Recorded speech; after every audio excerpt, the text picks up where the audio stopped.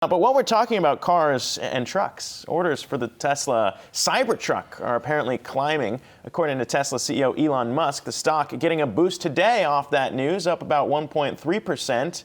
Musk simply tweeted 200K yesterday after posting on Saturday that the electric automaker had received 146,000 orders so far for the Cybertruck.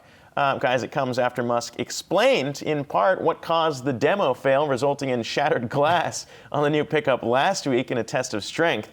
The car was hit with a sledgehammer before that happened, and a steel ball cracked the windows on the Cybertruck. So he says it was because the sledgehammer came first in the order of operations that dislodged the windows.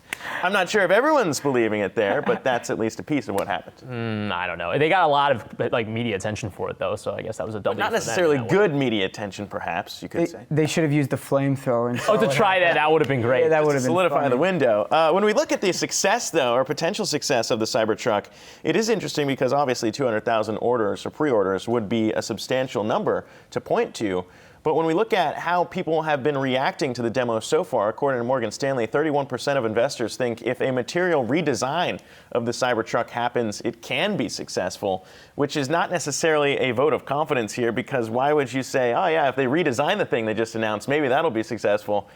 That's not exactly a vote of confidence in my book. Well, this is sort of an interesting thing that takes place in the software world, is that a lot of these companies will release software and before it's ready to go in beta or in early phases, and then get feedback from users who end up fixing some of their bugs for them and doing some of the research for them. So this is sort of taking that software model and applying it to the hardware world. Yeah, to the extreme. What we've seen, though, is that the pre-orders have been pretty impressive already. For Tesla, I think the bigger question is going to be, how do you make margins on a truck that has allegedly shatterproof windows and also, doors that don't get dented in at a price point of $39,900. Starting price. A lot of trucks are priced above that, and if you're talking about the materials that you need to make this thing, it's hard to imagine that they're using the same materials on SpaceX in a truck, but we'll still be able to make margins on a price point that's that low, quite frankly. They'll lose it on per unit, but they'll make it up on volume. You think?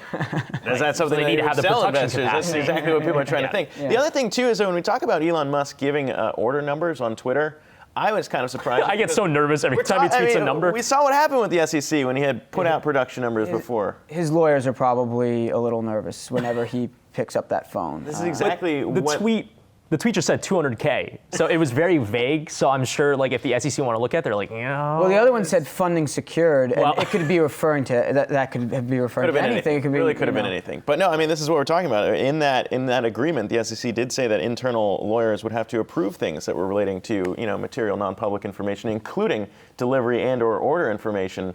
So presumably they approved this update. Again, just sticking with the Cybertruck, though, one key piece that we need to also point out here.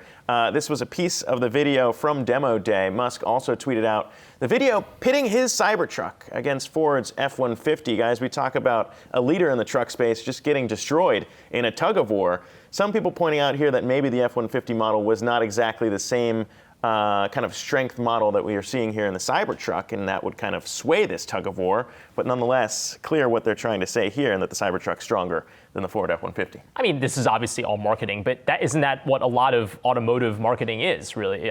There's so many other truck commercials even before the Cybertruck existed that show, the Dodge Ram can haul this, giant truck full of chickens or something like that at a faster speed than the F-150 can. Yes. This is all, truck marketing. So everyone's favorite payload unit of measurement, chicken. Right. I agree. It reminds me of the I'm a Mac, I'm a PC ad campaign from back in the day. Yeah. Where they had the lame guy say he's the PC and the cool guy say Justin Long. Justin Long, yeah, that guy. Yeah, no, it's very similar. But then again, when we talk about this, Ford has definitely hit back as the leader in the space. We talk about the success of the F-150. That will be, no pun intended, the truck that they'll have to make a dent in with here when we talk about stealing some market share. Whether or not that happens, we'll see. But nonetheless, 200,000 orders, presumably, if you believe Elon Musk. Hey, investors, Zack Guzman here. Are you interested in learning more about the markets and getting the latest financial news? Well, then click right here to subscribe to our Yahoo Finance YouTube channel. Get the latest up-to-the-minute market analysis, big interviews in the world of finance, and information on how to manage your money every day wherever you are.